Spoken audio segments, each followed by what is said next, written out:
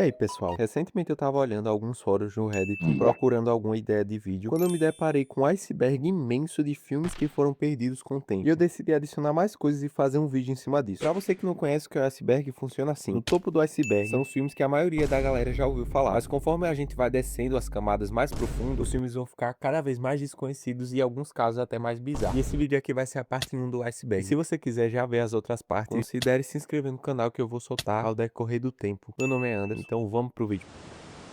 Batgirl.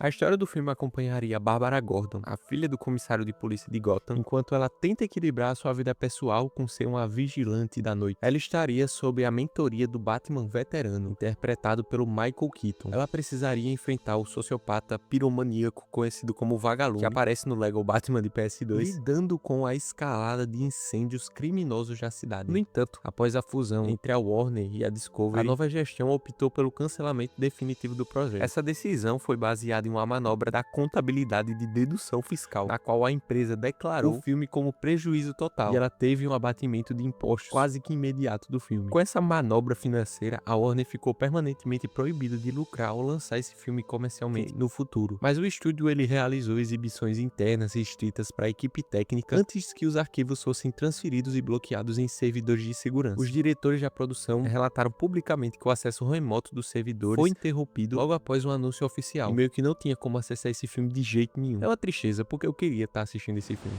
Newt. Anunciado oficialmente pela Pixar em 2008, Newt estava planejado para ser um dos maiores lançamentos de destaque do estúdio do ano de 2010. A história do filme focava em dois personagens, Newt e Brooke, que são dois dos últimos tritões de patas azuis sobreviventes do planeta. Para evitar a extinção da espécie, biólogos os colocaram no mesmo ambiente em cativeiro para forçar um acasalamento. O conflito do filme todo girava em torno do fato de que ambos possuíam personalidades completamente diferentes e mantinham um ódio profundo pelo outro, o que desencadearia numa jornada de fuga e sobrevivência do laboratório. Como esse filme foi cancelado, o desenvolvimento técnico dele já estava avançado, o projeto coincidiu com o lançamento de Rio pela Blue Sky Studios, que apresentava uma premissa quase que idêntica envolvendo uma dupla de araras azuis que estava à beira da extinção. Aí, para evitar comparações de originalidade no mercado cinematográfico, a liderança da Pixar optou pelo cancelamento definitivo da obra de 2010, sobrando só alguns vestígios que a gente pode encontrar na internet. Ambiance. Criado pelo diretor e artista conceitual sueco, Andy Weber. Ambiance foi projetado para estabelecer o registro de filme mais longo da história do cinema, com a duração planejada de 120 horas. Seriam 30 dias de filme direto. A proposta narrativa foge completamente do formato tradicional e linear do cinema. Ao invés de contar uma história estruturada, o filme experimental iria apresentar performances físicas de dois artistas contemporâneos atuando em uma praia do sul da Suécia. O foco do filme ia ser uma exploração abstrata, surrealista sobre o espaço-tempo, memórias e a enfermidade da existência humana. A intenção era transmitir o filme pelo mundo todo em dezembro de 2020, imediatamente após o encerramento, e destruir todos os arquivos digitais como protesto contra a perenidade dos dados. Atualmente, o filme é classificado como uma lost media, sendo só possível encontrar um trailer de 10 horas no YouTube dele. Um Dia com Bob Esponja Caso Quadrado. Esse filme se tornou um objeto de uma das investigações mais extensas da comunidade de Lost Media na internet. Em 2011, uma distribuidora chamada Regifting Video listou em plataformas de comércio eletrônico a pré-venda de um filme intitulado como Um Dia com Bob Esponja Caso Quadrado, anunciado como um falso documentário não oficial em formato de live action focado no personagem. Os usuários que realizaram a compra relataram que os pedidos eram sistematicamente cancelados ou nunca enviados. A história desse filme acompanharia a vida do Bob Esponja fora do oceano, tentando se adaptar à vida urbana na superfície. O filme mostraria o personagem interagindo com pessoas reais, enfrentando as dificuldades de ser uma subcelebridade em Hollywood e participando de situações cotidianas fora do desenho animado. Eu só fico imaginando o Bob Esponja tentando interagir com alguém no meio da rua. Isso desencadeou uma busca detalhada que incluiu tentativas de contato com o suposto produtor Lorenzo Matacano e a checagem dos registros comerciais da distribuidora. Anos de análise indicaram que a produção física do filme nunca existiu de forma completa. A hipótese mais aceita pela comunidade é que se tratava de um projeto independente de orçamento extremamente baixo, que não passou das fases iniciais de captação dos recursos, cujos dados foram mantidos nos catálogos de varejo digital para preenchimento de portfólio da distribuidora. JoJo's Bizarre Adventure Phantom Blood. Esse filme iria adaptar o primeiro arco do famoso mangá Jojo Bizarre Adventure, ambientado na Inglaterra no século XIX. A história iria acompanhar o jovem aristocrata Jonathan Joestar em seu conflito mortal com seu irmão adotivo Dio Brando. O grande ápice do filme ia ser quando Dio iria usar uma antiga máscara de pedra para se transformar em um vampiro imortal, iniciando uma maldição geracional que a família Joestar iria precisar combater. Como parte da comemoração dos 25 anos de carreira do autor Ryuhiko Araki, o estúdio APPP produziu esse longa-metragem e o filme foi lançado nos cinemas japoneses em 20 de fevereiro de 2007, mas enfrentou uma forte desaprovação devido a alterações estruturais significativas no filme, como a exclusão do personagem Speedwagon quase que todo no filme, considerado uma parte central do desenvolvimento do personagem e também sendo a melhor waifu de Jojo. Também tem aquela versão da história que o Araki detestou o filme de todas as formas, mas ele não podia deixar de transmitir ele no cinema. Diante dessa recepção negativa e das críticas da fidelidade do material, os detentores dos direitos autorais e o próprio criador vetaram a distribuição da animação em formatos domésticos, como DVD e Blu-ray. Atualmente, essa obra é considerada também uma lost media, restando só apenas alguns trechos parciais de vídeo sem áudio capturados. Cleópatra.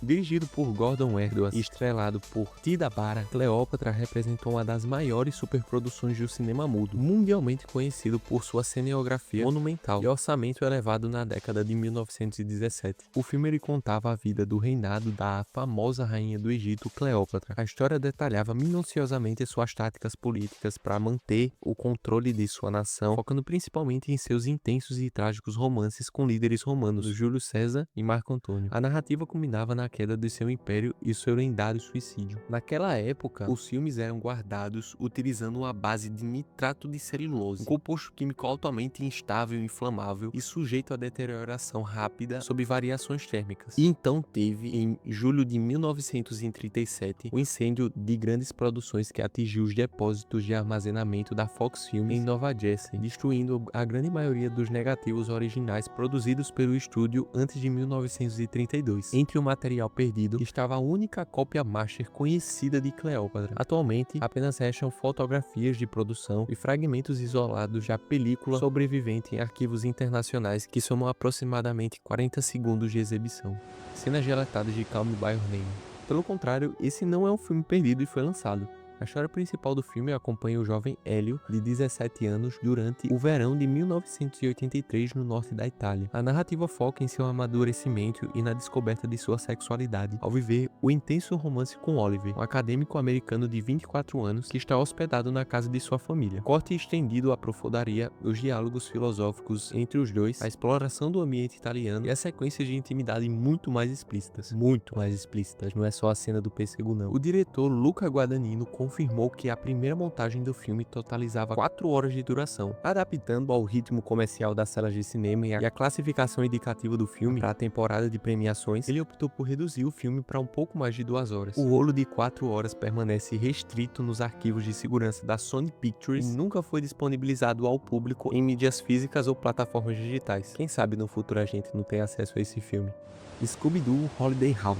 Outro projeto afetado pelas reestruturações financeiras da Warner, o filme do Scooby-Doo de 2020. A história iria acompanhar o Scooby-Doo junto com a turma do Mistério S.A. ainda durante a infância. O filme focava na primeira investigação conjunta do grupo durante o período natalino, quando eles viajam para um resort temático administrado pelo tio do Fred e se deparam com um mistério assombroso que estava sem solução há 4 décadas. O filme estava com cerca de 95% de sua produção concluída, incluindo a gravação das dublagens originais, da trilha sonora executada por uma orquestra completa e vários efeitos visuais renderizados, ou seja, o filme estava quase pronto. A produção, que custou cerca de 40 milhões de dólares, foi engavetada sobre os mesmos critérios da dedução tributária aplicados a Batgirl. A equipe que trabalhava no filme relatou que soube apenas do cancelamento por meio de anúncios da imprensa, enquanto ainda trabalhava na iluminação das sequências finais. Realmente, aí foi uma cagada da Warner.